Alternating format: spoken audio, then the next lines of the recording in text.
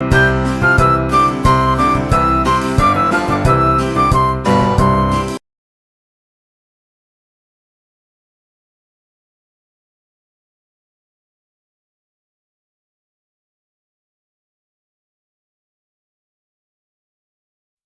Students, welcome back to Elite Tutors. इस video में हम करने जा रहे हैं मराठी अक्षर भारती का इयत्ता 9वीं का पाठ क्रमांक 6, जिसका नाम है ऑलिम्पिक वर्तुळांचा गोफ। उसके लेखक देखिए बा. ज. पंडित हैं। तो देखिए पहले ऑलिम्पिक वर्तुळांचा गोफ, इसका मतलब क्या होता है। अभी ओलंपिक आपको पता होगा, ओलंपिक नाम से गेम्स खेले जाते हैं पूरे दुनिया भर में, जिसको हम ओलंपिक गेम्स ऐसा बोलते हैं। तो फिर ये लेसन में, ये पार्ट में हमें ओलंपिक गेम्स के बारे में ही बताया गया है। तो देखिए पहले हम ओलंपिक के बारे में थोड़ा जान लेते हैं। जिससे कि यहाँ देखिए, the ancient Olympics were held every 4 years between August 6 and September 19 during a religious celebration honouring Zeus. देखिए एंशिएंट ओलंपिक्स मतलब क्या, ओलंपिक्स अभी स्टार्ट नहीं हुए। देखिए अभी ये लेसन में बताया गया है कि 1890 में कभी ओलंपिक स्टार्ट हुए थे, लेकिन एक्चुअल में ओलंपिक्स है ना बहुत पहले स्टार्ट हो चुके हैं। वो ना तब भी, मतलब एंशिएंट टाइम में भी हर 4 साल में, जैसे कि अभी होता है हर 4 साल में 6 अगस्त से लेकर सितंबर 19 तक एक रिलीजियस सेलिब्रेशन के तौर पर ओलंपिक गेम्स कहाँ स्टार्ट हुए थे। देखिए ग्रीस में हुए थे, एक पेलोपोनेस नाम की एक जगह है, वहाँ दक्षिणी साइड में हुए थे, साउथर्न साइड में। तो ग्रीस लोग है ना ज़्यूस गॉड को मानते थे, उनके ये एक भगवान थे। तो उनको हॉनर करने के लिए, उनको सम्मानित करने के लिए एक सेलिब्रेशन रखा जाता था धार्मिक उत्सव के तौर पर। तो सोचिए फिर ओलंपिक ये जो नाम है, ओलंपिक गेम्स को क्यों रखा होगा। देखिए वो जो गेम्स थे वो were named for their location at Olympia. मतलब साउथर्न ग्रीस में पेलोपोनेस नाम की जो जगह थी, उसके पास में एक ओलंपिया नाम की जगह थी, एक उसको सेक्रेड साइट, मतलब क्या पवित्र स्थल माना जाता था।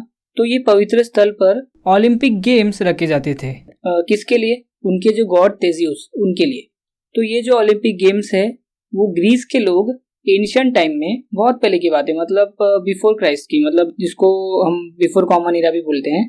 तो ये सब ओलंपिक जो गेम है ये अपने भगवान को डेडिकेट करते थे वो, और फेस्टिवल, ऐसा फेस्टिवल ये खेल को माना जाता था। तो अभी भी आप देखोगे कि मॉडर्न ओलंपिक गेम्स जो है एज अ स्पोर्ट्स फेस्टिवल हम मनाते हैं। तो हमारे लिए वो एक ओलंपिक गेम्स एक फेस्टिवल है, एक खेल का त्योहार बन चुका है। तो ऐसे ही ओलंपिक का मतलब अगर आपको अच्छे से समझ चुका है तो देखिए आगे बढ़ते हैं। वर्तुल मतलब क्या, गोल, राउंड, सर्कुलर, मतलब जो ओलंपिक का सर्कल। अब ये क्या है देखिए, ये पता चलेगा। ओलंपिक का सर्कल मतलब क्या, ओलंपिक का सर्कल्स का गोफ मतलब क्या, एक दूसरे में फंसा या जुड़ा हुआ, इंटरलॉक्ड। गोफ मतलब क्या, एक दूसरे में जुड़ा हुआ या फंसा हुआ, ऐसा समझ सकते हो। तो ओलंपिक सर्कल्स का एक दूसरे में जुड़ा हुआ, ये क्या है। तो देखिए ओलंपिक गेम्स का ना एक फ्लैग होता है। देखिए एक ऐसा एक ओलंपिक गेम्स का फ्लैग होता है। ऐसा जो ये सिंबल है ओलंपिक फ्लैग का, ओलंपिक्स का, ये हमें बहुत कुछ बताता है। तो देखिए लेसन के नाम से हमें क्या पता चलता है, ओलंपिक के सर्कल्स का गोफ मतलब एक दूसरे में जो ये जुड़े हुए या फंसे हुए आप बोल सकते हो। तो फिर ऐसा हमें ये एक लेसन का नाम बताता है। और ये जो सिंबल है बहुत कुछ हमें मैसेज देता है। ये जो फ्लैग है हमें बहुत कुछ मैसेज देता है जो ये लेसन में आगे बताया गया है। तो चलिए देखते हैं हम। देखिए क्या है, मनुष्याच्या सर्वांगीण व्यक्तिमत्व विकासात क्रीडेचे महत्व अनन्यसाधारण आहे। मतलब क्या, मनुष्य के सर्वांगीण मतलब क्या, पूरी तरह से पर्सनैलिटी डेवलपमेंट के लिए क्रीड़ा मतलब खेल का या स्पोर्ट्स का महत्व, इम्पोर्टेंस अनन्य साधारण है। मतलब क्या, बहुत अमेजिंग है या बहुत रिमार्केबल है, अलौकिक है। क्योंकि देखिए स्पोर्ट्स की वजह से हमें एक फिजिकल एक्टिविटी मिलती है, तो उसकी वजह से हमारी जो हेल्थ होती है वो और बेटर होती है। हमारे अंदर एक अलग ही कॉन्फिडेंस आने लगता है। तो उसकी वजह से ओवरऑल हमें पर्सनैलिटी डेवलपमेंट देखने को मिलती है। सर्व स्तरांवर मतलब क्या, सभी लेवल्स पर, हाई लेवल हो या लो लेवल, खेळले जाणारे क्रीडा सामने हे क्रीडा रसिकांचेच नव्हे तर जगभरातील क्रीडा प्रेमींचेच लक्ष वेधून घेणारे ठरतात। सर्व स्तरांवर मतलब कि सभी स्तरों पर, सभी लेवल्स पर खेले जाने वाले स्पोर्ट्स मैचेस, क्रीडा सामने मतलब स्पोर्ट्स मैचेस, क्रीडा रसिकांचेच मतलब क्या, स्पोर्ट्स एंथुसियास्ट्स ओनली, मतलब जिसको खेल के लिए उत्साह है, जो इंटरेस्टेड है खेल में। फिर क्रीडा प्रेमी मतलब क्या, स्पोर्ट्स लवर। और लक्ष वेधून घेणारे मतलब क्या, ये एक वाक्य प्रचार है स्टूडेंट्स, मुहावरे, जिसको देखिए ऐसा बोल्ड किया गया है। तो लक्ष्य वेधून घेने मतलब क्या होता है, आकर्षित करना, मतलब अट्रैक्ट करना। तो देखिए एक्चुअली यहाँ ये एक लाइन में क्या बोल रहे हैं, सभी स्तरों पर जो खेले जाने वाले स्पोर्ट्स मैचेस है वो खेल के लिए उत्साही जो लोग हैं उनके लिए ही नहीं, पूरे विश्व में जो जो स्पोर्ट्स लवर है, जो जो खेल प्रेमी है, उनका जो ध्यान है वो अपनी ओर ले लेता है, मतलब आकर्षित कर लेता है, अट्रैक्ट कर लेता है, ऐसा ये एक लाइन में बताया गया है। तो देखिए आगे क्या, संपूर्ण जगभरातील क्रीडा सामन्यात ऑलिम्पिक क्रीडा सामन्यांना एक मानाचे स्थान आहे। मानाचे मतलब क्या, सम्मान की। तो देखिए संपूर्ण जगभरातील, पूरे दुनिया में जो जो स्पोर्ट्स मैचेस होते हैं, देखिए क्रीडा सामना मतलब स्पोर्ट्स मैचेस है, तो जो जो पूरे दुनिया में स्पोर्ट्स मैचेस होते हैं उनमें से ऑलिम्पिक क्रीडा सामन्यांना मतलब ओलंपिक के जो स्पोर्ट्स मैचेस होते हैं वो एक रिस्पेक्टेड प्लेस पर है, मतलब क्या, सम्मान की जगह पर है। देखिए जो नॉर्मली जो स्पोर्ट्स मैचेस होते हैं वो ठीक है, लेकिन जो ओलंपिक जो स्पोर्ट्स मैचेस होते हैं ना, उनका जो सम्मान है वो अलग ही लेवल पर है। अगर कोई ओलंपिक अगर जीतता है, कोई भी एक अगर मेडल भी लेके आता है, तो उसकी इतनी तारीफ होती है आप सोच भी नहीं सकते। तो इसलिए बोला गया है कि ओलंपिक जो स्पोर्ट्स मैचेस है उसको इतना रिस्पेक्ट दिया जाता है। ऑलिम्पिक 2020च्या विजयाचे उद्दिष्ट डोळ्यांसमोर ठेवून आपल्याला आवडणाऱ्या खेळावर लक्ष केंद्रित करून त्यात पारंगत होऊन आपल्या देशाला ऑलिम्पिक विजयाचे मानकरी होण्यासाठी अधिकाधिक प्रयत्नशील राहूया। देखिए जो ओलंपिक्स है वो हर 4 साल में होता था, तो 2016 के ओलंपिक्स के बाद जो 2020 था उसमें लेखक बोल रहे हैं कि ओलंपिक 2020 में विजयाचे उद्दिष्ट डोळ्यांसमोर ठेवून, मतलब क्या, जीत का उद्देश्य मतलब जीत का पर्पस अपने आंखों सामने रखकर आपल्याला आवडणाऱ्या खेळावर लक्ष केंद्रित करून हमारे पसंदीदा खेल पर लक्ष्य मतलब ध्यान केंद्रित कर कॉन्सेंट्रेट कर फोकस कर त्यात पारंगत होऊन, मतलब उसमें कुशल होकर, स्किलफुल होकर, वो जो आप खेल खेल रहे हो, आपका जो फेवरेट स्पोर्ट्स है उसके अंदर आपको बेटर होना है, बेस्ट होना है, मतलब तो उसमें पारंगत होन अपने देश के लिए ओलंपिक जीतकर, विजयाचे जीतकर मानकरी होने के लिए, मानकरी मतलब क्या, सम्मानित, ओलंपिक जीतकर सम्मानित होने के लिए अधिकाधिक मतलब ज्यादा से ज्यादा प्रयत्नशील राहूया। एक व्यक्ति जो कोशिश करते रहता है, मतलब ज्यादा से ज्यादा हमें कोशिश करती रहनी चाहिए। तो लेखक क्या बोलना चाहते हैं कि जो ओलंपिक 2020 है उसमें जीत का उद्देश्य अपने आंखों सामने रखकर आपको जो जो खेल पसंद है उस पर अच्छे से फोकस कर अच्छे से कॉन्सेंट्रेट कर उसमें बेस्ट होकर अपने देश को ओलंपिक जीतकर सम्मानित होने के लिए ज्यादा से ज्यादा कोशिश करते रहेंगे। तो ऐसा लेखक बोलना चाहते हैं। तो फिर देखिए ये जो हमने यहाँ अभी जो पढ़ा वो फिर से फटाफट समराइज करते फिर आगे बढ़ेंगे, ठीक है। मतलब मानव के पूरी तरह से पर्सनैलिटी डेवलपमेंट के लिए स्पोर्ट्स का इम्पोर्टेंस बहुत महत्वपूर्ण है या फिर बहुत अमेजिंग है। सभी स्तरों पर जो खेले जाने वाले स्पोर्ट्स मैचेस है वो जो खेल के लिए उत्साही है वही सिर्फ आकर्षित नहीं होते, जो पूरी दुनिया में स्पोर्ट्स लवर है, जो क्रीडा प्रेमी है, उनका भी ध्यान आकर्षित कर लेते हैं। फिर आगे बोला है कि पूरे दुनिया में जो जो स्पोर्ट्स मैचेस होते हैं उसमें से ओलंपिक स्पोर्ट्स मैचेस जो रहते हैं उनका एक अलग ही स्थान है, एक सम्मान का स्थान है।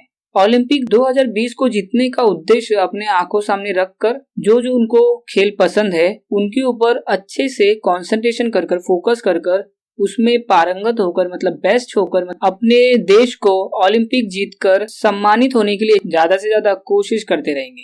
ठीक है, चलो आगे बढ़ते हैं। फिर आगे क्या है देखिए, ऑलिम्पिक गावाकडे आमची मोटार भरधाव वेगाने जात होती। देखिए लेखक अभी स्टोरी स्टार्ट कर रहे हैं। यहाँ मोटार मतलब क्या, व्हीकल या कार। लेखक क्या बोल रहे हैं कि ओलंपिक गांव की ओर हमारी जो मोटर थी वो भरधाव वेगाने मतलब फास्ट स्पीड से जा रही थी। लेखक क्या बोल रहे हैं, गर्दी प्रचंड असली तरी रहदारीला अडचण मुळीच नव्हती। रहदारीला मतलब क्या है देखिए, आने जाने के लिए। मुळीच मतलब क्या, बिल्कुल, एब्सोल्युटली।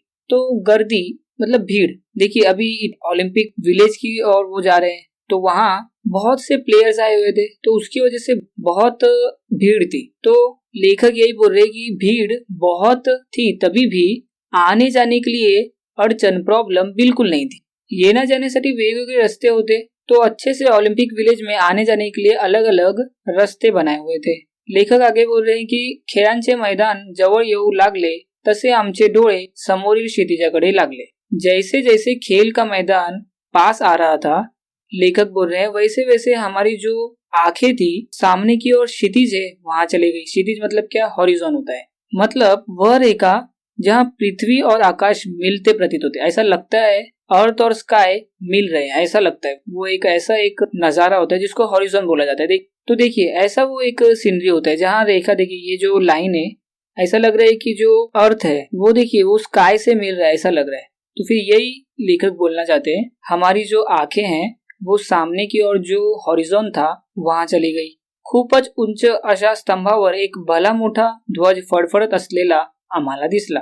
खूपच उंच मतलब क्या, बहुत हाइट पर एक स्तंभ था, मतलब क्या, पिलर पिलर एक बड़ा सा एक हाइट का पिलर था जिस पर भला मोठा मतलब क्या, महान महान फ्लैग ध्वज फडफडत असलेला आम्हाला दिसला। तो लेखक बोल रहे कि बड़े से एक पिलर पर एक फ्लैग हमें लहराता हुआ दिखाई दिया। ऑलिम्पिक सामन्यांचे ते स्वतंत्र निशान होते, मतलब क्या, ओलंपिक स्पोर्ट्स मैचेस के ओलंपिक जो मैचेस होते थे उनका एक वो स्वतंत्र, स्वतंत्र मतलब क्या, इंडिपेंडेंट। लेकिन नॉर्मली देखिए इंडिपेंडेंट का मतलब फ्रीडम होता है, लेकिन यहाँ नहीं है वैसा। नॉट इन्फ्लुएंस्ड बाय और कनेक्टेड विद समबडी और समथिंग, जो मतलब ये जो फ्लैग है, निशान मतलब भी फ्लैग ही होता है, तो ये जो फ्लैग है किसी से कनेक्टेड या किसी से इन्फ्लुएंस नहीं है। मतलब ये जो फ्लैग है ना वो किसी से प्रभावित नहीं है। मतलब ये फ्लैग किसी दूसरे फ्लैग को देखकर या किसी डिजाइन को देखकर ऐसी इसकी डिजाइन की नहीं गई है। ये जो फ्लैग है ना वो ओलंपिक ने खुद अपना एक आइडिया है वो किसी से देखकर नहीं बनाया गया, ऐसा लेखक बोलना चाह रहे हैं।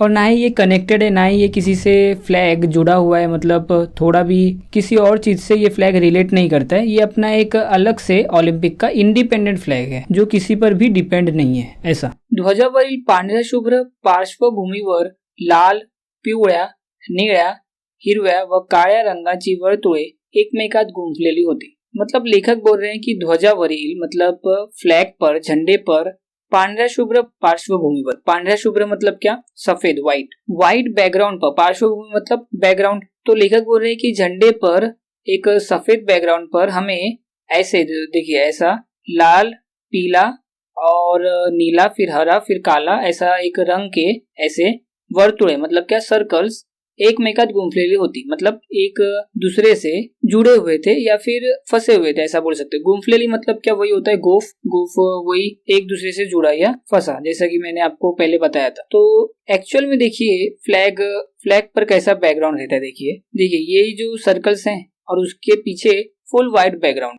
तो यही लेखक हमें बताना चाह रहे हैं कि व्हाइट बैकग्राउंड पर ऐसे 5 सर्कल्स एक दूसरे में फंसे हुए हमें दिख रहे थे। तो चलो फिर हम यहाँ क्या क्या स्क्रीन पर हो गया हमारा वो फिर से देख लेते हैं, अच्छे से समराइज कर लेते हैं। लेखक बोल रहे हैं कि ओलंपिक गांव की ओर हमारी जो मोटर थी वो बड़ी फास्ट स्पीड से जा रही थी। लेखक आगे बोल रहे हैं कि भीड़ बहुत थी, लेकिन तभी भी आने जाने के लिए जो प्रॉब्लम थी वो बिल्कुल नहीं थी। तो आने जाने के लिए अलग अलग रास्ते थे, ऐसा लेखक बोल रहे हैं। फिर आगे बोल रहे हैं कि जैसे जैसे खेल का मैदान हमारे पास आने लगा वैसे ही हमारी जो आंखों एक हॉरिजॉन दिखाई दिया। बहुत ही हाइट के एक पिलर पर एक महान सा फ्लैग हमें लहराता हुआ दिखाई दिया, ऐसा लेखक बोल रहे हैं। ओलंपिक जो मैचेस थे उनका वो एक इंडिपेंडेंट फ्लैग था। लेखक बोल रहे हैं कि फ्लैग पर एक व्हाइट बैकग्राउंड पर लाल, पीले, नीले, हरे, काले ऐसा रंग के 5 सर्कल्स एक दूसरे से जुड़ी हुई दिखाई दी, ऐसे। फिर देखिए लेखक क्या बोल रहे हैं आगे, जणू 5 मित्रच हातात हात घालून आपल्या मैत्रीची साक्ष जगाला देत आहे। साक्ष मतलब क्या, गवाही देना। मतलब लेखक बोल रहे हैं कि मानो ये जो 5 सर्कल्स हैं एक 5 फ्रेंड्स की तरह अपनी दोस्ती की गवाही दे रहे हैं। ही 5 वर्तुळे मतलब क्या, देखो ये जो 5 वर्तुळे हैं मतलब जो 5 सर्कल्स हैं वो जगातील मतलब पूरे दुनिया की 5 खंड मतलब क्या, कॉन्टिनेंट, आणि त्यांची शुभ्र धवल पार्श्वभूमी म्हणजे विशाल अंतराळ। तो लेखक देखिए फ्लैग का हमें मतलब समझा रहे हैं कि 5 सर्कल्स मतलब क्या है पता है, 5 कॉन्टिनेंट्स है कि जो 5 सर्कल्स हैं, देखिए जो ये जो 5 सर्कल्स हैं ये जगातील मतलब क्या, पूरी दुनिया के 5 खंड जो कॉन्टिनेंट्स है, 5 कॉन्टिनेंट्स है वो ये 5 सर्कल रिप्रेजेंट करते हैं। तो देखिए और आगे क्या बोला है, शुभ्र धवल मतलब क्या, जो व्हाइट बैकग्राउंड है उसका मतलब विशाल अंतराल है। विशाल अंतराल मतलब बहुत बड़ा आकाश या स्काई, मतलब ये जो 5 कॉन्टिनेंट्स है और उसके पीछे बहुत बड़ा स्पेस या बहुत बड़ी जगह ऐसा बोल सकते हो, एक आकाश, एक स्काई रिप्रेजेंट करता है ये जो व्हाइट बैकग्राउंड है। और आगे देखिए लेखक ने क्या बोला, या ध्वजावर ऑलिम्पिकचे ब्रीदवाक्य लिहिलेले आहे। या ध्वजावर मतलब ये जो फ्लैग्स पर, जो आपको मैंने अभी फ्लैग दिखाया था उसके ऊपर ओलंपिक के ब्रीदवाक्य लिहिलेले है। मतलब ब्रीदवाक्य क्या, घोष वाक्य मतलब स्लोगन, एक स्लोगन बोलते हैं ना, टैग लाइन। तो वो जो स्लोगन है वो फ्लैग पर लिखा हुआ था। क्या है देखिए, citius altius fortius. Citius altius fortius actually क्या है, एक लैटिन वर्ड्स है। देखिए वो लैटिन वर्ड्स का मीनिंग क्या है, फिर देखिए सीटीएस मतलब होता है गतिमानता। गतिमानता मतलब क्या, फास्टर, मतलब आपको फास्ट होना है ऐसा मैसेज हमें बताता है फ्लैग। ऑल्टियस मतलब क्या? उच्चता। उच्चता मतलब श्रेष्ठ। आप जो भी खेल रहे हो आपको उसमें श्रेष्ठ होना है, मतलब बेस्ट होना है या हाई लेवल पर पहुंचना है। फोर्टियस मतलब क्या? तेजस्विता, मतलब ब्राइटर, मतलब वो जो खेल है उसके अंदर आपको ब्राइट होते जाना है।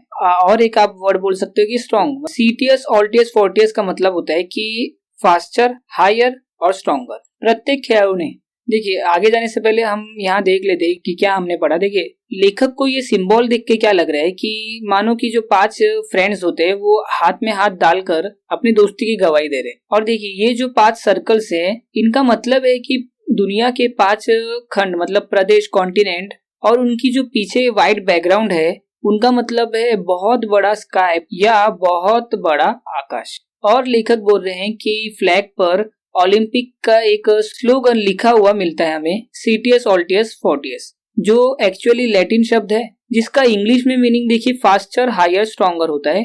और मराठी में अभी क्या हमने देखा कि गतिमानता, उच्चता और तेजस्विता। मतलब हमें फास्ट होना है, ज्यादा से ज्यादा हाई लेवल पर जाना है, और वो जो खेल आप खेल रहे हो उसके अंदर स्ट्रॉन्ग होना है। तो आगे देखिए लेखक क्या बोल रहे हैं, प्रत्येक खेळाडू ने जास्तीत जास्त गतिमान होण्याचा प्रयत्न केला पाहिजे। तो लेखक वही जो 3 शब्द थे उसका फिर से प्रॉपर मीनिंग बता रहे हैं। सभी खिलाड़ियों ने ज्यादा से ज्यादा, जास्तीत जास्त गतिमान मतलब क्या? मतलब फास्ट जो होने का ट्राय करना चाहिए। और लेखक बोल रहे हैं कि अधिकाधिक उंची गाठण्याची शिकस्त केली पाहिजे। मतलब क्या? ज्यादा से ज्यादा हाई लेवल पर, मतलब क्या? ऊंची हाई लेवल पर पहुंचने की, गाठण्याची शिकस्त केली पाहिजे। मतलब क्या? कठोर मेहनत करनी चाहिए। वो हाई लेवल्स पर जाने के लिए आपको बहुत कठोर मेहनत करनी चाहिए। तो ये होता है सेकेंड वर्ड का मीनिंग। और फिर लेखक आगे बोल रहे हैं कि बल संवर्धनासाठी जास्तीत जास्त श्रम केले पाहिजेत। और बल संवर्धनासाठी, बल संवर्धन मतलब क्या? ताकत बढ़ाना, स्ट्रेंथ एनहेंसमेंट। तो आपको अपनी ताकत बढ़ाने के लिए, आपको स्ट्रॉन्ग होने के लिए ज्यादा से ज्यादा श्रम मतलब मेहनत करनी चाहिए। असा संदेश हा ध्वज खेळाडूंना देत असतो। ऐसा एक मैसेज ये फ्लैग प्लेयर्स लोग को देता है। और लेखक बोल रहे हैं कि या ध्वज स्तंभाजवळ एक स्फूर्तिदायक मशाल सतत तेवत असते। स्फूर्तिदायक मतलब क्या? प्रेरणादायक, इंस्पिरेशन। फ्लैग का जो पिलर है उसके पास में एक स्फूर्तिदायक, प्रेरणादायक मतलब इंस्पिरेशनल एक मशाल, देखिए आग जलती रहती है उसके ऊपर सतत। सतत मतलब क्या? बार बार। तेवत मतलब क्या? जलत असते। तो लेखक बोल रहे हैं कि एक इंस्पिरेशनल एक मशाल क्या होता है? देखिए कुछ ऐसा दिखता है मशाल। तो ये जो मशाल है फ्लैग के बाजू में हमेशा जलता रहता है, वही लेखक बोल रहे हैं एक इंस्पिरेशनल मशाल है जो प्रेरणा देता है हमें, जो हमेशा हमें जलते हुए दिखाई देता है, ऐसा लेखक ने बोला। उसके बाद बोल रहे हैं कि ऑलिम्पिक सामने म्हणजे मतलब क्रीडापटूंसाठी आणि क्रीडा शौकीनांसाठी एक पर्वणीच असते। क्रीडापटू मतलब क्या? जो स्पोर्ट्स एथलीट्स होते हैं ना उनको बोला जाता है। क्रीडा शौकीन मतलब वही जो हम देखिए पहले पैराग्राफ में पढ़े थे, वही जो क्रीडा शौकीन, क्रीडा रसिक था ना। क्रीडा रसिक भी मतलब जो खेल के लिए उत्साही, और जो शौकीन है वो भी उसको उत्साही बोला जाता है, एंथुसियास्ट। तो लेखक बोल रहे हैं जो स्पोर्ट्स एथलीट्स है, जो स्पोर्ट्स एंथुसियास्ट है, उनके लिए जो ओलंपिक मैचेस रहते हैं वो एक पर्वणी रहती है। मतलब क्या? त्योहार। उनके लिए एक त्योहार जैसा ही। जैसे कि मैंने आपको स्टार्टिंग में ही बोला कि ओलंपिक जो गेम्स हैं एज अ फेस्टिवल ही उनको खेला जाता है, वो एक त्योहार के तौर पर हंसी खुशी से सब खेलते हैं। पृथ्वीच्या पाठीवरील सर्व राष्ट्रांतील सुमारे 5 ते 6 हजार खेळाडू या सामन्यांमध्ये भाग घेतात। तो देखो लेखक क्या बोल रहे हैं कि पृथ्वी पर सभी जो नेशंस है, सभी जो राष्ट्र है, वो सुमारे मतलब अप्रोक्सीमेटली 5 से 6 हजार प्लेयर्स ये जो मैचेस है ओलंपिक मैचेस उसके अंदर भाग घेतात, मतलब क्या? पार्टिसिपेट करते हैं। तो लेखक यही बोलना चाहते हैं कि पृथ्वी के सभी राष्ट्रों से, सभी देशों से अप्रोक्सीमेटली 5 से 6 हजार प्लेयर्स ओलंपिक्स में पार्टिसिपेट करने के लिए आते हैं।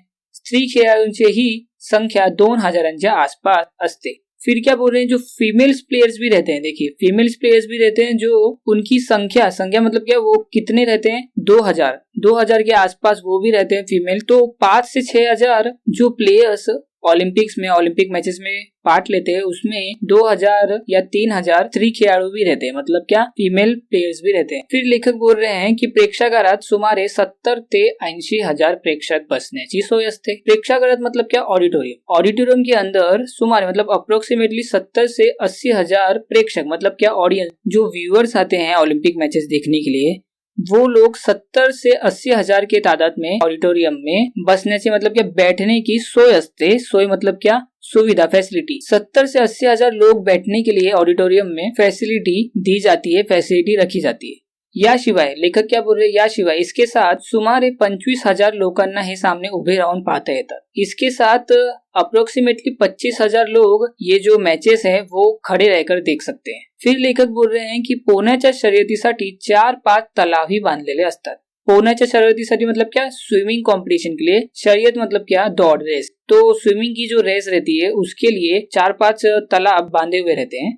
तो फिर हमने यहाँ क्या क्या देखा, लेखक बोल रहे हैं कि सभी प्लेयर्स लोग ने ज्यादा से ज्यादा गतिमान मतलब फास्ट होने का ट्राई करना चाहिए, ज्यादा से ज्यादा हाई लेवल पर जाने के लिए मेहनत करना चाहिए और स्ट्रेंथ एनहेंसमेंट के लिए अपनी ताकत बढ़ाने के लिए ज्यादा से ज्यादा मेहनत करनी चाहिए. ऐसा एक संदेश ये फ्लैग प्लेयर्स लोग को देता है, ऐसा लेखक बोल रहे हैं. और लेखक बोल रहे हैं कि ये जो फ्लैग का पिलर्स है उसके पास एक प्रेरणादायक मशाल हमेशा जलते रहता है. ओलंपिक के जो मैचेस है उसका मतलब जो स्पोर्ट्स एथलीट्स रहते हैं और जो खेल के लिए उत्साही रहते हैं उनके लिए वो ये जो ओलंपिक मैचेस है एक फेस्टिवल ही रहता है. पृथ्वी के सभी राष्ट्र में से लगभग 5 से 6,000 प्लेयर्स ये जो ओलंपिक मैचेस रहते हैं उसके अंदर पार्टिसिपेट करने के लिए आते हैं. और लेखक बोल रहे हैं कि ये प्लेयर्स लोग में फीमेल जो प्लेयर्स रहते हैं उनकी भी 2,000 के आसपास तादाद रहती है. और लेखक बोल रहे हैं कि ऑडिटोरियम में लगभग 70 से 80,000 ऑडियंस लोग की बैठने की सुविधा की जाती है. इसके साथ या फिर इसके अलावा लगभग 25,000 लोग ओलंपिक जो मैचेस रहते हैं वो खड़े रहकर देख सकते हैं. और स्विमिंग जो कंपटीशन होता है, स्विमिंग की जो रेस रहती है उसके लिए 4-5 तालाब, 4-5 स्विमिंग पूल बांधे हुए रहते हैं ओलंपिक विलेज में. तो चलो फिर आगे देखते हैं आगे क्या है. खेळांचे विशाल मैदान, त्याभोवतालचे प्रचंड प्रेक्षागार, रहदारीसाठी मुद्दाम बांधलेल्या अनेक सडका, लोहमार्ग, पुरुष व स्त्री खेळाडू यांच्या निवासासाठी बांधलेल्या असंख्य खोल्या असलेल्या इमारती, वसतिगृहे, प्रेक्षकांच्या श्रम परिहारासाठी सुसज्ज अशी विशाल उपाहारगृह असे हे एक मोठे गावच असते. तो चलिए अभी लेखक ना ओलंपिक गांव का वर्णन कर रहे हैं. देखिए कैसा कि खेल के एक बड़ा मैदान, खेल का एक बड़ा मैदान है वहाँ. त्याभोवताल से मतलब उसके आसपास, अराउंड इट प्रचंड प्रेक्षागार मतलब बहुत बड़ा ऑडिटोरियम. फिर रहदारीसाठी मतलब क्या, आने जाने के लिए, मुद्दाम मतलब जानबूझ के बांधे हुए अनेक मतलब बहुत सड़कें. तो आने जाने के लिए जानबूझ के बांधे गए हैं क्योंकि आने जाने के लिए तकलीफ ना हो, तो आने जाने के लिए बहुत से सड़कें, बहुत से रोड बांधे गए हैं. और लोहमार्ग रेल्वे भी बांधा गया है. पुरुष व स्त्री खेळाडू यांच्या निवासासाठी बांधलेल्या असंख्य खोल्या मतलब क्या, स्त्री और पुरुष दोनों प्लेयर्स, मेल और फीमेल प्लेयर्स को इनके रहने के लिए बांधे हुए अनगिनत खोल्या मतलब रूम, अनगिनत रूम्स के असलेल्या इमारती मतलब अनगिनत रूम्स के बहुत सारे बिल्डिंग्स वहाँ बनाए गए हैं सिर्फ प्लेयर्स लोग के लिए, प्लेयर्स लोग के रहने के लिए. और चीजें बनाई गई हैं. देखिए वसतिगृह, वसतिगृह मतलब क्या, भोजन निवास गृह मतलब डाइनिंग रूम, जहाँ अपन खाना वगैरह खाते हैं. तो फिर वहाँ वसतिगृह की मतलब खाना खाने के लिए अलग से रूम बनाकर दिया है प्लेयर्स लोग को. उसके बाद फिर प्रेक्षकांच्या, देखिए प्लेयर्स लोग का तो हो गया, प्रेक्षकांच्या मतलब ऑडियंस लोग के लिए श्रम परिहारासाठी मतलब क्या, उनके मेहनत कम करने के लिए. देखिए बहुत से लोग बहुत बहुत दूर से आते हैं ओलंपिक मैचेस देखने के लिए, तो फिर उनका और काम ना बढ़ाने के लिए, उनकी मेहनत कम करने के लिए सुसज्ज अशी मतलब पूरी तरह से तैयार एक बड़ा सा उपाहारगृह है मतलब क्या, भोजनालय मतलब क्या, रेस्टोरेंट, कैंटीन बहुत सब अवेलेबल है वहाँ. तो फिर लेखक बोल रहे हैं कि वो एक ऐसा एक बड़ा सा गाव रहता है और इसको ही ऑलिम्पिक विलेज असे म्हणतात. तो देखिए ऑलिम्पिक विलेज वसवण्याची कल्पना सन 1956 मध्ये मेलबर्न येथे मांडण्यात आली. देखिए ऑलिम्पिक विलेज जो अच्छे से तैयार किया गया है प्लेयर्स लोग के लिए, वो जो ऑलिम्पिक विलेज उसकी जो एक आइडिया थी मतलब वसवण्याची कल्पना मतलब क्या, स्थापित करने के लिए मतलब उसको सेटल करने के लिए ओलंपिक विलेज को, उसकी जो आइडिया थी वो सन 1956 मतलब क्या, कॉमन एरा. तो फिर अपना इंडिपेंडेंस देखिए कब हुआ था, 1947 में. तो फिर ये अपने इंडिपेंडेंस के 9 साल के बाद मेलबर्न में यहाँ प्रेजेंट हुई थी. मतलब ये जो आइडिया थी ओलंपिक विलेज को इस्टेब्लिश करने की, ये जो आइडिया है मेलबर्न 1956 में प्रेजेंट की गई थी. और लेखक बोल रहे हैं कि पहला जो ओलंपिक विलेज था वो तितलाच मतलब क्या, वहीं का था. क्योंकि अभी बहुत सारे ओलंपिक गेम्स के लिए बहुत सारे ओलंपिक विलेज बन चुके हैं, तो पहला जो ओलंपिक विलेज था वो मेलबर्न में ही बना था, ऐसा लेखक बोल रहे हैं. और लेखक आगे क्या बोल रहे हैं देखिए, लेकिन उसके पहले हम इसको समराइज कर लेते हैं अच्छे से. देखिए लेखक यहाँ ओलंपिक विलेज का वर्णन कर रहे हैं पूरी एक लाइन में, तो देखिए अच्छे से समझिए. खेल का बड़ा मैदान और उसके आसपास बड़ा सा ऑडिटोरियम और आने जाने के लिए जानबूझ के बांधे हुए मतलब पर्पसली बहुत सारे रोड्स और फिर रेलवे लाइन। और देखिए फिर अलग से पुरुष और स्त्री प्लेयर्स के लिए उनके निवास के लिए उनके रहने के लिए बांधे हुए अनगिनत रूम्स के बिल्डिंग। फिर उसके बाद वसति गृह मतलब डाइनिंग रूम। फिर प्रेक्षक जो दर्शक रहते हैं उनकी मेहनत कम करने के लिए एक बड़ा सा रेस्टोरेंट या कैंटीन अच्छे से तैयार हुआ रहता है। ऐसा एक वो बड़ा सा गाँव ही रहता है और इसको ही ओलंपिक विलेज ऐसा बोला जाता है। और जो ओलंपिक विलेज बसाने की मतलब इस्टेब्लिश करने की जो आइडिया थी वो 1956 में मेलबर्न यहाँ प्रेजेंट की गई थी। और लेखक बोल रहे हैं कि पहला जो ओलंपिक विलेज था वो मेलबर्न में ही था और मेलबर्न में ही बना था। तो इसके आगे क्या लेखक ने बोला ये हम अगले वीडियो में देखते हैं। अच्छे से समझेंगे लेखक ने और क्या ओलंपिक के बारे में बोला है। आशा है कि आपको यहाँ तक अच्छे से समझ गया होगा। तो फिर चलिए स्टूडेंट्स मिलते हैं अगले वीडियो में। All the best and thank you.